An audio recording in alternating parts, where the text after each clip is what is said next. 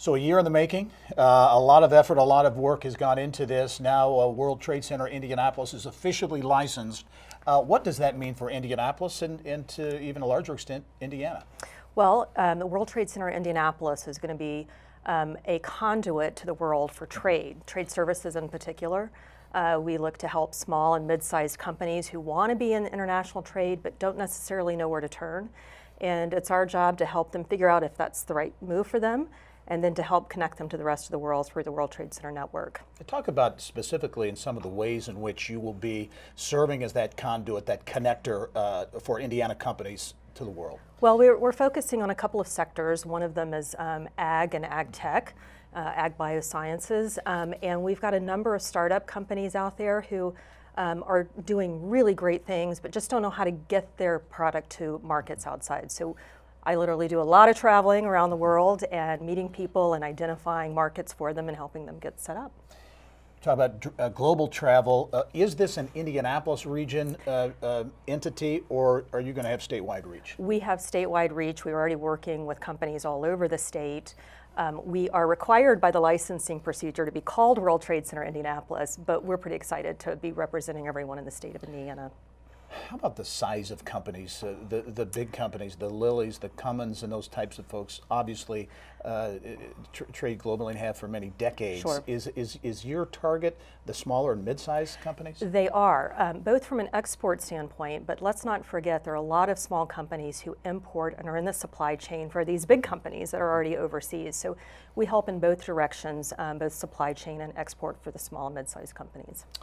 In terms of the physical presence of the World Trade Center Indianapolis, where will it be? Are there designs or thoughts of maybe a large building in downtown Indianapolis? Well, you read my mind. Yes, actually we are in the very, very early stages of doing some market research and studies. We'd like it to be in downtown Indianapolis, but you know, we're open to other ideas, but we're thinking in terms of a mixed use kind of development where companies that have connections to trades, organization that has global connections will want to come and use as a hub.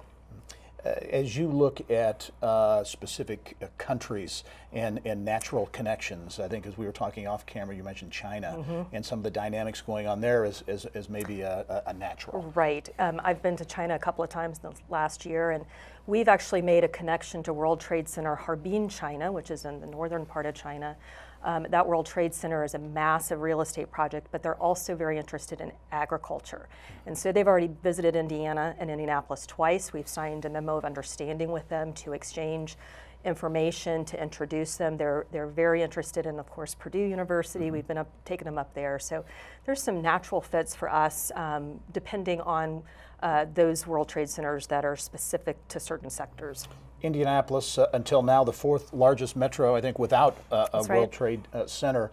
What does this say, in your view, about Indianapolis and to a larger extent Indiana and its growing global presence? I'm so glad you asked that, because as I've been out traveling around the world and I talk about Indiana, it's an easy sell.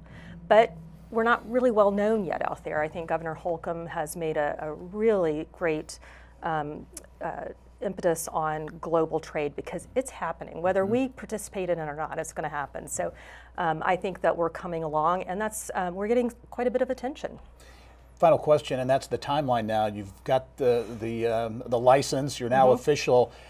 What's next, and how do you see this playing out? Well, we are growing our relationships with other organizations around the state. We're part of a bigger ecosystem of economic development.